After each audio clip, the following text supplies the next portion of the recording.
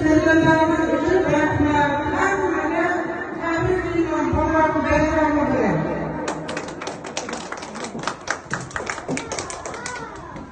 Aziz aholi, aziz odamlardan so'raydiganim, Husan G'animatov shohsarlar va bezorchi bo'lib,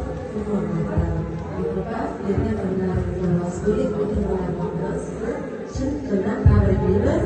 Rahmat, shunchalik farzandlarimizni mehr bilan, muhabbat bilan yetkazganingiz, maktabga tayyorlaganingiz uchun ulkan mashaqqatlaringizni qadrlaymiz. Sizni hammamiz borimizcha qalbimiz bilan, ruhimiz bilan barcha oilalar so'rashib tabriklaymiz.